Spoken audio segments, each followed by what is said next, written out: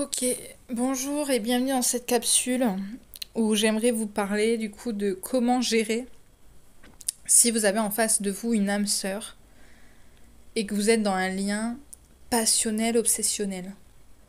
Comment on gère ça? Comment on gère cette dépendance où on n'a peut-être jamais été dépendant dans notre vie et d'un coup on va être en face de cette personne et on va se sentir tellement happé par elle que ça va nous faire perdre pied. Donc comment on peut gérer? C'est une situation qui est vraiment extrêmement douloureuse, extrêmement compliquée à vivre. Euh, Mais déjà, je vais commencer par vous dire de sortir des illusions. Cette personne ne reviendra pas. Je vous le dis de manière violente, j'en suis désolée. Mais il faut que quelqu'un puisse vous le verbaliser. Cette personne, elle va pas revenir. Et cette personne, elle est venue souvent pour vous faire apprendre une notion et une leçon karmique. Qu'est-ce que j'entends par là? C'est en gros une personne qui est venue vous faire travailler des points sur vous qui ne vous plaisent pas. Donc ça peut être la possessivité, la jalousie, le sacrifice. Voilà, de comment arrêter de s'auto-sacrifier, comment arrêter de s'auto-s'aborder, comment arrêter de se sacrifier au nom de l'amour, sous prétexte d'amour.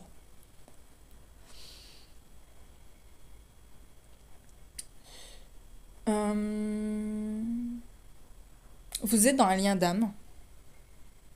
Donc oui, effectivement, l'autre va... Vous allez avoir des signes de l'autre, les énergies de l'autre, le prénom de l'autre. Voilà, il va avoir une forme d'obsession. C'est ce que je vous disais dans la première vidéo sur l'amour passionnel. Et, euh, et ça déjà, je pense que c'est important de l'accepter. Vous êtes en lien d'âme. Et c'est pas parce que c'est pas votre âme jumelle, j'allais dire votre âme sœur. Effectivement, c'est une âme sœur.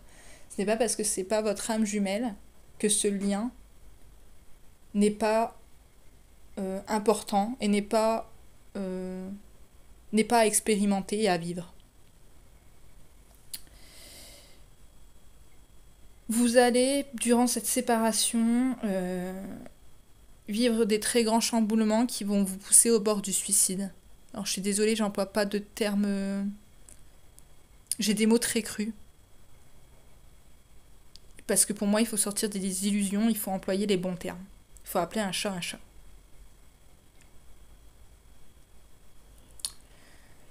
Que vous allez apparenter à une nuit noire de l'âme. Ce n'est pas une nuit noire de l'âme, c'est une dépression. Ça peut être une dépersonnalisation, une déréalisation, une notion de perte de soi.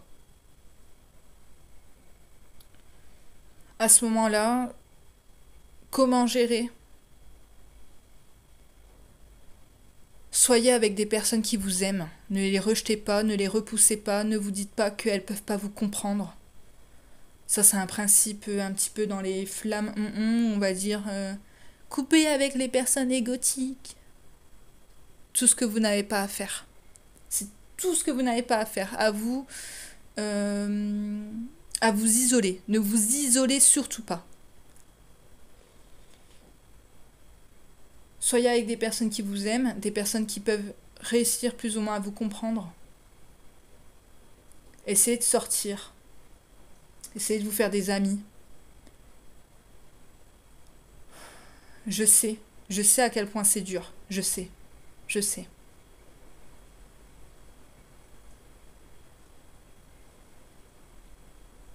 Comprenez que l'amour que vous ressentez au fond de votre cœur, la personne, votre âme sœur qui est venue vous ouvrir le cœur, elle est venue vous ouvrir le cœur pour une bonne raison et c'est pour apprendre l'amour de vous-même et l'amour inconditionnel de votre âme au fond de vos tripes.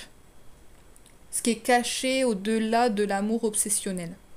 Que vous ne vivrez pas avec l'autre, mais en tout cas, c'est l'amour de votre âme. L'amour que vous allez vivre pour vous. L'amour l'amour propre. Voilà. Votre amour de vous.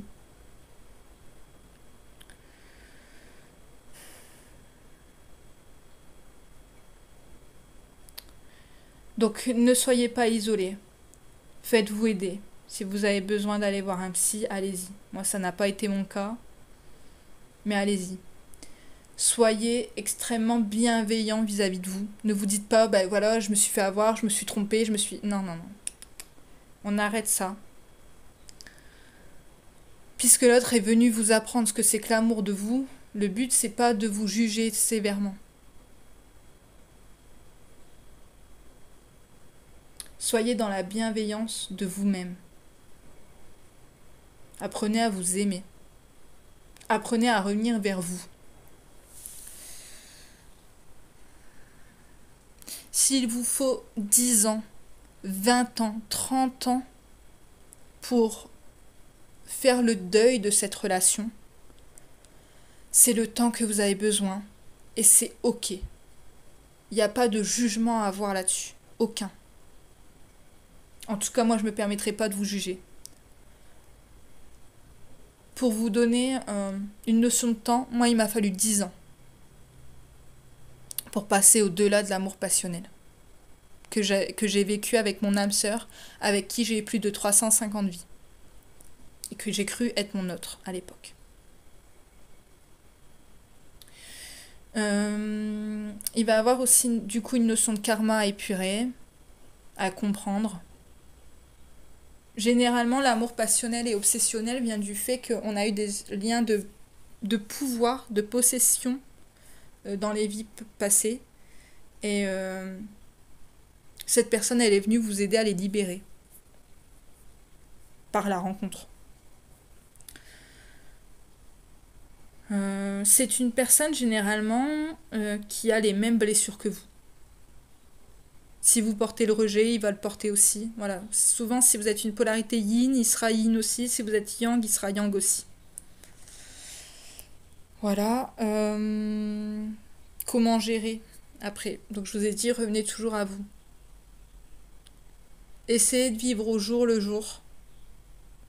Essayez d'avoir vos victoires. À ce moment-là, généralement, on a l'estime de soi qui est totalement anéantie, la confiance en soi aussi. Et donc, travaillez ça, travaillez cette notion d'estime, travaillez cette notion de confiance en vous. Prenez soin de vous. Prenez soin de votre corps, faites du sport, mangez comme il faut, partez pas dans des dérives non plus alimentaires.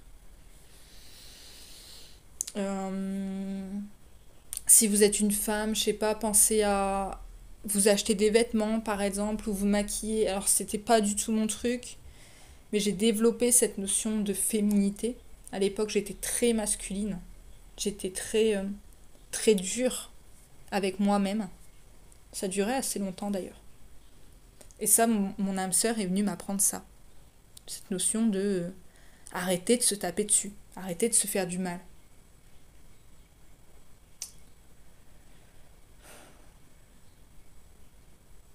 J'essaye de me remettre dans le contexte de comment je vivais. Je sais que j'ai développé des dons. Et moi, je suis vraiment partie dans une notion d'astral.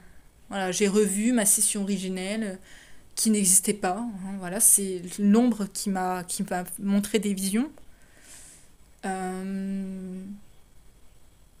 entendu des voix aussi. J'ai eu des élans énergétiques. J'ai eu plein de choses. Et la seule chose que je n'ai pas eu, c'est l'ancrage de mon yang. Parce que justement, ce n'est pas votre yang en face. C'est une âme sœur qui vous ressemble et qui du coup fait emballer votre système en fait. Donc si vous êtes yang contrôlant, vous allez avoir un yang contrôlant qui va être dans le contrôle vis-à-vis de vous pour vous faire pousser le contrôle à l'extrême. Et si vous êtes yin dans l'adaptation, et ben vous allez avoir un yin dans l'adaptation et pour pouvoir pousser le faux self à l'extrême et pour pouvoir aussi pousser vos dons. Donc moi j'ai retrouvé tous les dons énergétiques que j'avais et que j'ai développés. Et Et jamais j'avais senti que je n'avais pas d'ancrage, que je n'étais pas dans mon corps. Et donc c'est pour ça que je vous parle de revenir au corps. Ce qui est extrêmement important. Que vous soyez yin ou yang, revenir à vous. Vous êtes votre valeur sûre. C'est, voilà, vous allez faire votre vie, toute votre vie avec vous-même. Donc revenir à vous, c'est jamais négatif. Vous êtes sûr, si vous revenez vers vous, de faire le bon choix. Je vais dire ça comme ça. De ne pas vous tromper.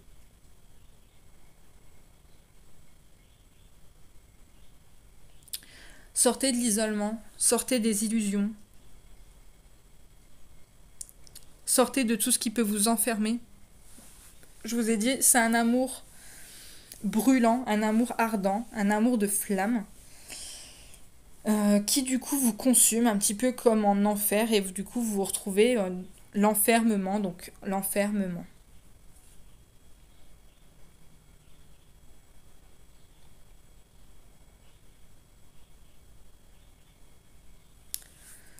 Ce que j'aurais aimé qu'on me dise à l'époque, c'est que j'étais une très belle personne. Une personne qui n'avait pas besoin de prouver sa valeur au monde.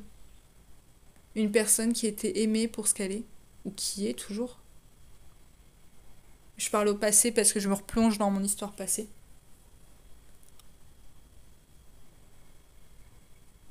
Et que j'étais une personne capitale dans ce monde. Que j'avais et que j'ai toujours ma place. Que j'ai de grandes choses à faire dans ce monde. Et je pense que ça aurait pu m'aider d'entendre ça. Donc je vous le verbalise.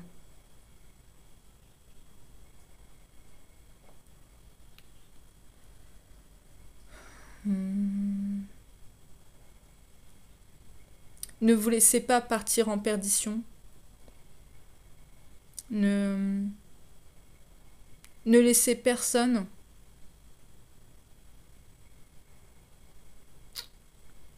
dicter votre joie dans votre journée.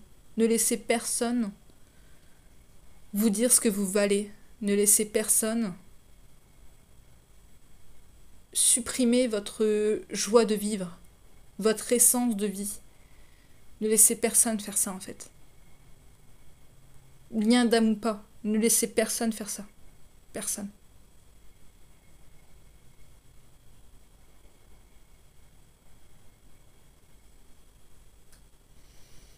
Vous êtes la personne la plus importante de votre vie. Et ça, il va falloir que vous en preniez compte et que vous vous relevez. Une rupture, c'est jamais évident, surtout dans un lien d'âme, sœur passionnelle. C'est très dur à gérer. Mais vous n'êtes pas la première personne à vivre cette rupture, ni la dernière. Et une personne qui ne veut pas de vous dans sa vie, et une personne qui vous apprend à vivre au quotidien avec vous-même. Voilà, une personne qui veut pas de vous, et ben voilà, vous vivez avec vous-même et ça vous apprend à le faire. C'est très positif. C'est une personne, presque envie de vous dire, qui ne mérite pas votre sourire. Une personne qui ne mérite pas que vous inquiétez pour elle. Une personne qui ne mérite pas votre temps. Même si c'est dur, parce que vous avez la sensation que vous ne revivrez jamais cet amour. Comme moi, j'ai pensé ça. Et je l'entends. J'entends votre souffrance, croyez-moi. Mais c'est pas en partant dans des dérives sectaires ou néo-spirituelles ou tout ce que vous voulez, comme les flammes que vous allez vous retrouver et vous sentir mieux. C'est pas en posant cette étiquette sur le front de la personne que vous considérez comme votre autre qui va se transformer en votre autre, tout simplement.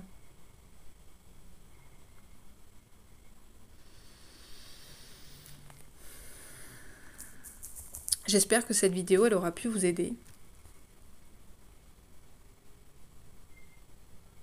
que vous comprendrez que votre vie, elle est belle. Qu'elle est belle à vivre, même sans l'autre. Parce que la vie est belle, tout simplement. Et que même si vous pensez jamais que vous revivrez un amour, le grand amour ou pas, ben on s'en sort. J'en suis la preuve vivante. Et peu importe le temps que ça vous prendra, un jour vous comprendrez votre histoire. Même si c'est pas votre âme jumelle, un jour votre histoire elle a du sens et vous la comprendrez. Et vous serez dans la gratitude de cela. Voilà, prenez soin de vous. Je vous souhaite le meilleur, vraiment le meilleur. Tenez bon. Battez-vous pour ce que vous pensez juste. Battez-vous pour vos rêves. Battez-vous pour vos idéaux. Battez-vous. Relevez-vous. Voilà. Ne lâchez rien. Votre vie vaut la peine d'être vécue. Et vous êtes les plus belles personnes que la Terre a portées. Je vous remercie pour votre écoute.